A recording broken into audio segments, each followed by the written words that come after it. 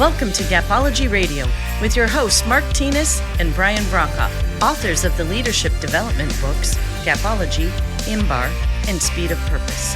At Gapology, our purpose is to help leaders achieve their greatest potential. To learn more about our groundbreaking books and training services, visit our website, gapology.org. Hey everybody, welcome to Gapology Radio.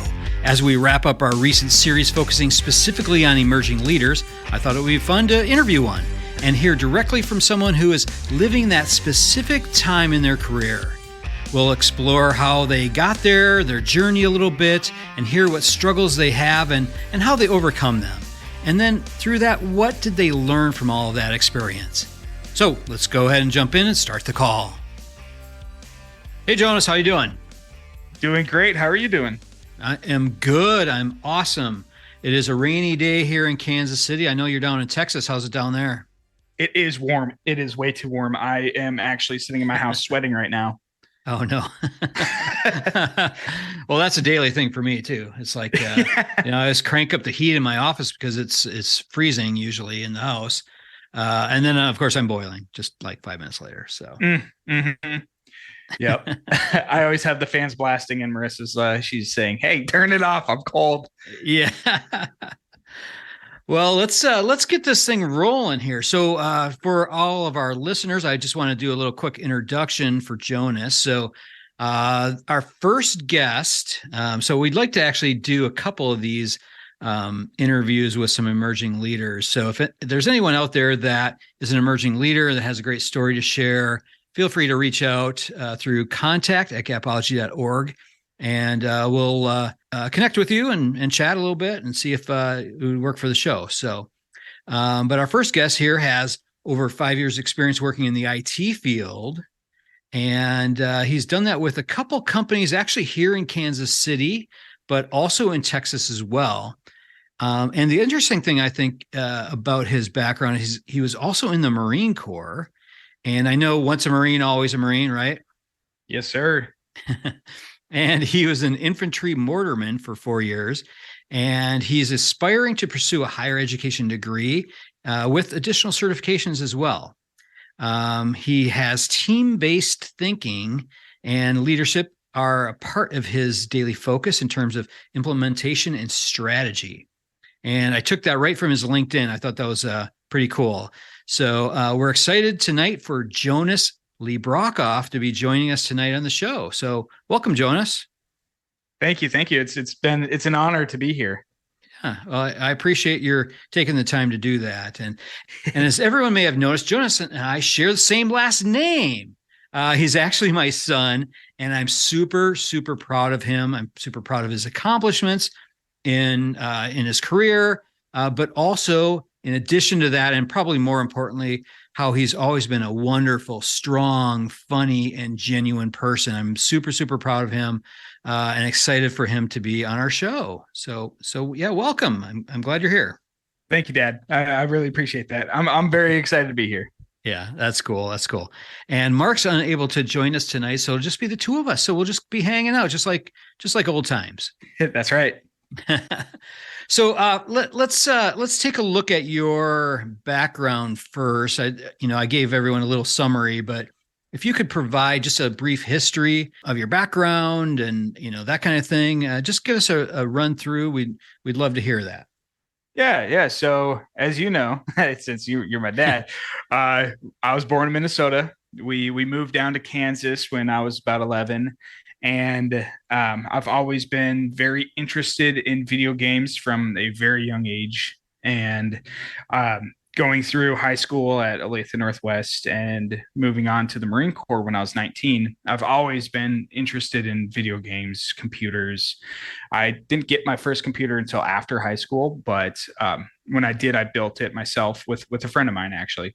And it's been just a hobby in a sense. And while I was in the Marine Corps, people knew me as the nerd, the IT guy. And so I was helping out our first sergeants across the unit, and they had me working on computers a lot. So after I got out of the Marine Corps, my best friend Alec, he introduced me to a company that needed a help desk technician. That's what their titles were out there. So I got started in 2018 in IT, and I've been moving on through there. Got a job down here in Texas. I started in Dallas as a service desk analyst. And Marissa, my now fiance, she got me introduced to the co-owner of the company down here, and I'm still with them. And just recently in October, I got promoted to a account manager, and they moved me down to Austin, Texas. Nice. And congratulations, of course, on the engagement and the big promotion. Couple big changes in your life, and I'm certainly proud of you for that. But that's something for you to be proud of as well. So let me just kind of back up a second. So what made you want to join the Marine Corps? So the prompting for the Marine Corps for me was I went to tried to join the fire academy, and that didn't work out so well for me. I couldn't get in with the entrance exams, and it deterred me. But I looked at another source of inspiration, and his name is Kurt. He's actually about to get pinned colonel here soon in the Marine Corps. He's still in, and he was an inspiration for me to join, and because I felt, what else am I going to do? I'm only working at a clothing store at the mall. I want to do something more. And so the Marine Corps just kind of spoke to me. Yeah. Fantastic. Yeah. Kurt is an amazing person. What a great inspiration. And then when you got out, what prompted you to want to move to Texas? So I took some vacation time at the job before this, and I came down to Texas to visit Marissa, and she told me about this opening. And about a year before that, I had already previously thought in my head about, how would Texas be? I would love to move down there. And she gave me the opportunity, and we had started dating a little after I had gone down there. And I got the offer from Chris, the co-owner, and that was it is just a sign in my head to move down there. I've got a beautiful woman that I've wanted to date for a very long time, and I've got the opportunity, so let's go with it. Mm-hmm. Very cool. Yeah, she is a fantastic person.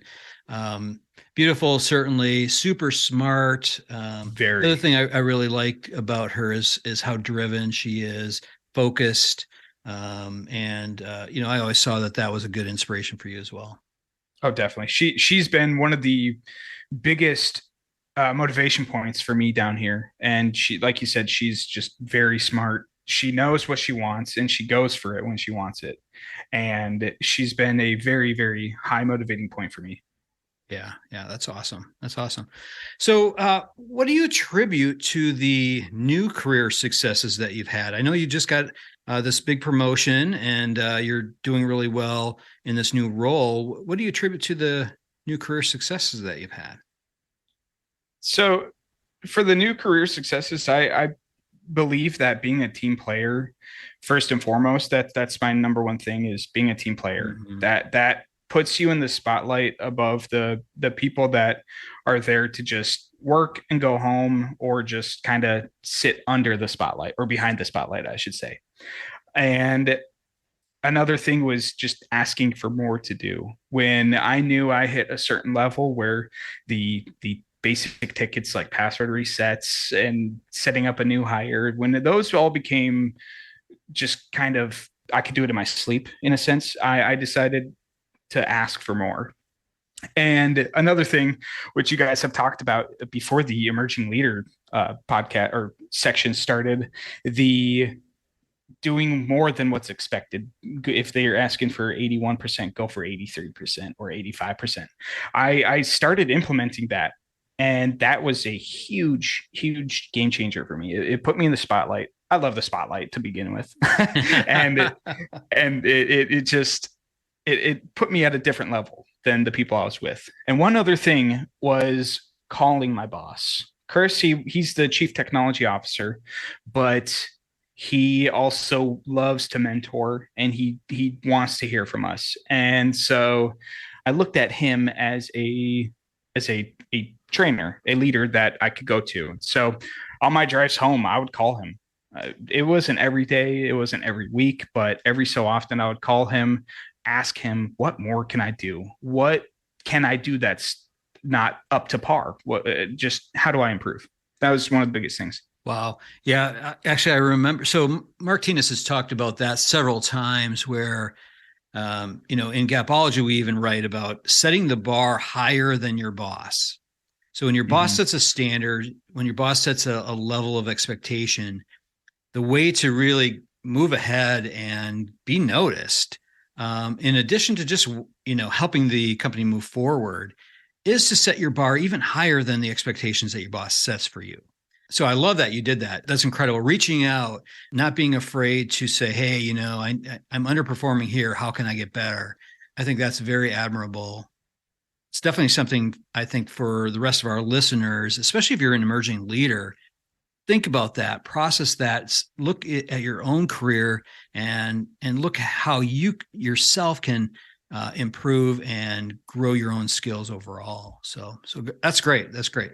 So in addition, so then what's been the most challenging in moving from you were an individual contributor, you work in the help desk, and then moving into more of a leadership role where you're responsible for accounts and things like that?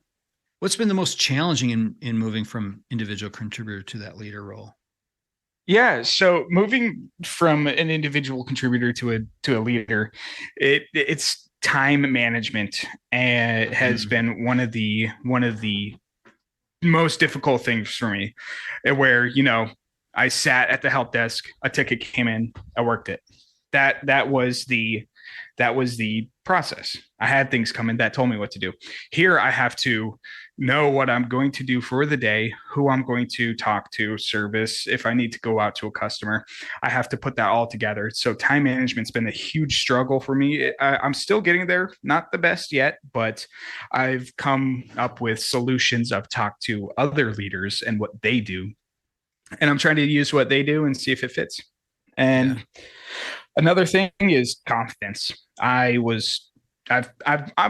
usually been a confident person, but I get in my head sometimes, and getting into a sales role is a little out of my comfort zone. And so being confident with talking about the products that we sell, the services that we offer, and that's been the struggle for right now. But like I said before, talking with Chris, telling him where can I improve, he tells me these things, and he also walks me through getting past these confidence issues.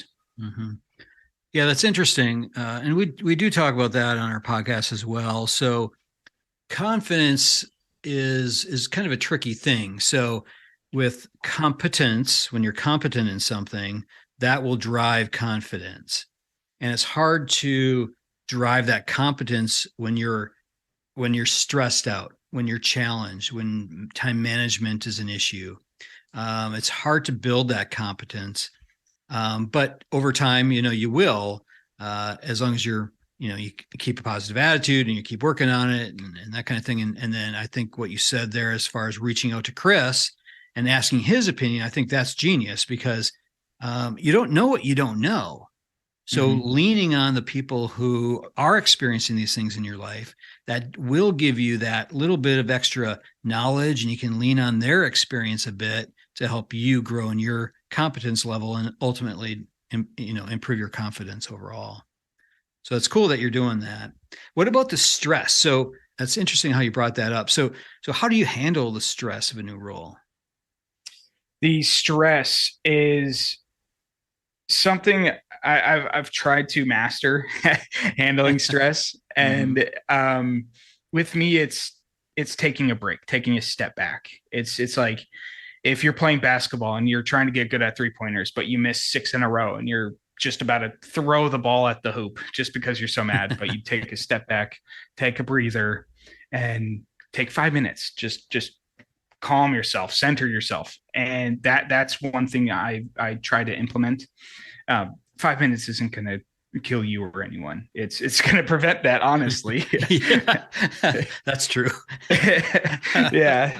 And so that's one of the things, handling my stress is just taking a step back, taking a breather, and then figuring out what is the cause of it. Is it my lack of knowledge? Is it complacency that I've put myself in and I didn't realize it? And those factors that I look for can also help me relieve that stress, because if I find that I am being complacent, I knock it off. You cannot do that. Yeah, that's great that you have that self-awareness to be able to look at your own behaviors. If you're being complacent, or even if you're just going through that stress, to be able to say, okay, I just need to take a step away. I need to, take a break. I need to refocus. I think that's great that you're able to do that. If you feel like you are emotionally struggling with things, to change your mindset. So, we have our book Gapology, but we also have a book called IMBAR, which is all about identity and mindset mapping, where you develop this map where you can focus your mindset on the things that are going to drive the important behaviors that will produce the actions and the results in your life. So, stepping outside of that stressful situation, you're really tapping into your mindset. That's a tough thing. I think a lot of leaders, they struggle with that. And individual contributors moving into a leadership role where you're not experienced with managing that stress, those obstacles in your life. If you're not used to that, again, you don't have the competence in how to handle it. So I think that is great advice. Just taking a step away, take 5 minutes, just decompress a bit, and then retackle it. I think that's great advice. Yeah. Oh yeah. And one thing to add on to that, our technology director, he's a great person. And he says it probably once or twice a month to just go outside, walk for about 10 to 15 minutes, get some sun, and come back. And you're not going to get in trouble for getting some energy back. Yeah. If you feel down or you're stressed, take a walk, get some sun, get some vitamin D. Yep. I love that. Yeah. So much in this world, we get so focused on kind of the digital life, right? So our computers and that's your business. But you get so focused on the ones and zeros that you forget about the analog life, the sun and the clouds and the breeze outside and that kind of stuff. We're organic beings. We need that in our life. So I think that is a genius recommendation from him to just get outside. I love that. Yeah, cool. So you mentioned time management. So how do you manage your time? Do you have some sort of process that you follow? Yes. So I have a new thing that I've introduced to myself, and it's a task list. And I used to do like a prioritized list or a to-do list, but I have a timed task list where I get to work 7 a.m. I check through my emails, finish looking through my emails by 7:15, and then I start that next thing. The most important thing that I need to do at 7:15, I need to start it. And then I have it clocked out. It gets me on the right track. Okay, I finished checking my emails at 7:20. Whatever, I'm going to move on. I need to set up a computer. I'm going to do that. It's 8:00 now. I got the computer set up. Let's go on to the next thing. That's what I've introduced to myself. And it's actually helped a lot more than just my regular to-do list. I have my top 5 priorities in that to-do list, but it's also on the time tracker. Oh, nice. I love that. So making sure that you have your top, 3 to 5 things is what we always recommend. So having your top 5, that's fantastic. And what I loved what you said there is that you start with the most important thing. Often, we encounter this all the time at Gapology, where people procrastinate the most important thing. Because typically the most important thing is going to take the most work. It's going to be the hardest. It might be the most stressful thing. But what I found over time is that if you put that on your calendar first thing in the morning, when you're fresh, you have fresh energy, you can knock that out. And then that's not going to be hanging over your head all day long. So I love that you're doing that. I didn't know you're doing that. That's really terrific. That's a great time management tip. putting your most important things up front, getting those things on your calendar, and then you can kind of fill in your time around that with the other things. But at least then it's on your calendar and you're going to block that time for them.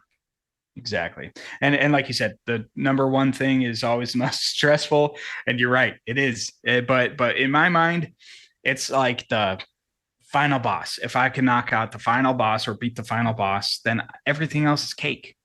Yeah, that's cool. All right, great. So let me just ask, so how's all of this impacted your personal life? I know you've had some good success at work, and oftentimes what we see with new leaders, emerging leaders, is that they prioritize work over their personal life, and sometimes your personal life takes a hit. So how has all of this impacted your personal life overall? That's a very good question. And to be honest, in the beginning, it definitely did take an impact on my personal life. I was so focused on being the account manager, being a leader, and doing good for myself to keep my career. And I'd come home later and later each night, and it got to a point where why am I doing this? This can wait till tomorrow. Is this really that important? I'm setting up a computer that's not due till next week. Why am I wasting my time doing it today when I can do it during the day tomorrow and be able to get home to my girlfriend at the time and my fiance? Yeah, prioritization is critical. Although so often I hear leaders say, leave your personal life at the door. And I don't believe in that at all. I think we do need to be focused on our jobs, absolutely. But we're holistic people. So we really can't completely separate the rest of our life from our jobs. It's very, very difficult to do that. And if you do that, it usually does take a toll somewhere along the line, either at work or at home. So it's great that you've recognized that the end of the day does come every day. And there will always be a tomorrow, right? Oh, yeah. So figure out what absolutely has to be done today. Again, like you said before, prioritizing those things, get those things knocked out. The other things, if you can move that into the next day, into tomorrow, doing that will help to, I guess, maximize your workday and maximize your non-work day the best that you can.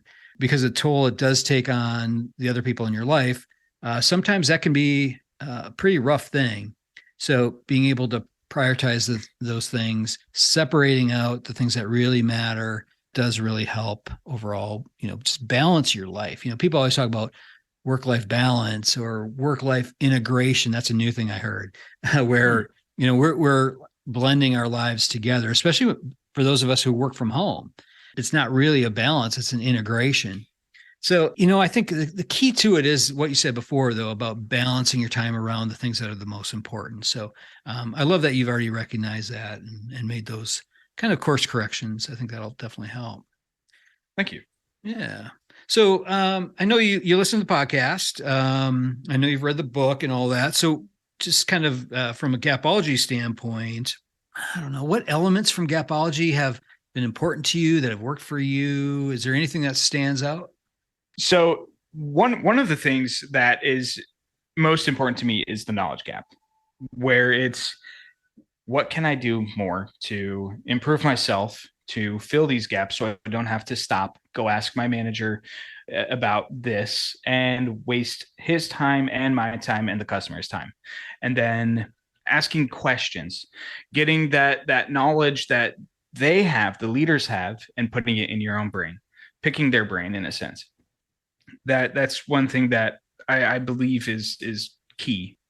But another thing is communication. And speaking of key, communication is key. And that's one thing I pushed for our team, where we had struggles with, we were failing on getting computers set up, getting licenses applied to people's accounts, because one person heard about it. The person was asked to do this, but they were too busy and they didn't communicate to someone else who had more time. And I pushed for communication, even if someone doesn't have the amount of knowledge for it. It's a new person. They're told to do this. They need to ask the questions, talk to us. And everyone on a team will be able to help you. And that's the biggest thing in my mind. Yeah. Yeah. I think those are two really, really important things. So the knowledge gap, a lot of times leaders think about knowledge gaps within their team, but they don't always consider their own knowledge gaps. When you have a knowledge gap yourself, that will impact everyone that you lead, everyone that you're working with, all of your peers. It will impact all of them. So, closing your own knowledge gap, I think that should take priority over, a lot of other things. But I really love what you said about communication. If you're not good at communicating, you're going to struggle with all elements of leadership, all elements of gapology. You're going to struggle with communication. To me, is probably the most important skill that a leader can have. And if you need to develop that, I really recommend that you seek opportunities to do so. Reach out to people who are great communicators, people who are structured and formal in their communication methods. Take classes, whatever you need to do. I think communication, if you can get really good at that, you're gonna have a good, successful, long career. So it's really amazing that you've identified those two things. And there's many other things within gapology, certainly, but those are two really fundamental, foundational things that if you can get good at, you're really going to have a lot of great success. So that's Definitely. Cool. So let's just kind of wrap this up. I just kind of want to give you an opportunity to leave any last tips you might have, recommendations for other emerging leaders like yourself out there. And also what I'd like you to do is think about it through their lens, but also through the lens of maybe a senior leader who is leading a team that has an emerging leader on it. Okay. Yeah. The biggest thing for me to give to the emerging leaders is to be comfortable with being uncomfortable. That's the one thing the Marine Corps drilled into me, and learn to open up. Like we just talked about with communication. If you're struggling, that's okay. You're an emerging leader. You have been given this opportunity, and put down the pride. Tell your manager, hey, I'm stuck here. Help me out. And that's why they're your leader. For the senior leaders, listen to them. That's one thing that Chris, my chief technology officer, he did for me, was he listened. He was fair, and he listened, and he gave me opportunities and mentorship. That's fantastic. Yeah, that's really a key. One of the root solutions under the knowledge gap is teaching. And oftentimes leaders forget about that. They do the training, but they don't always do the teaching, which is really that mentorship, the coaching, that support, those additional pieces that people need, especially as they're learning a new role. And it's great that Chris, is willing to listen and react and support you. Not all leaders do that. I think that's pretty fantastic for him to do that. So that's cool. So great. So I love both of those words of wisdom, words of advice. I think those are great. Thank you. Yeah, I believe it's something that's helped me out. And so I spread the wealth. Yep. Be comfortable with being uncomfortable. Love that. So, well, hey, Jonas, I don't want to take up all your nights. So I do want to thank you again for being on the show. I appreciate it. Thank you so much, Dad. It's been a pleasure. It's been an honor. And thank you so much for having me here. Sure. All right. Well, you take care. We'll talk to you later. All right. Thank you. Yep. Bye. All right. That'll do it from here. For more information on gapology, IMBAR, or Speed of Purpose, head on over to our website, gapology.org. Everyone have a fantastic week. We'll talk to you soon. This has been a Gapology Institute production. Visit us at gapology.org.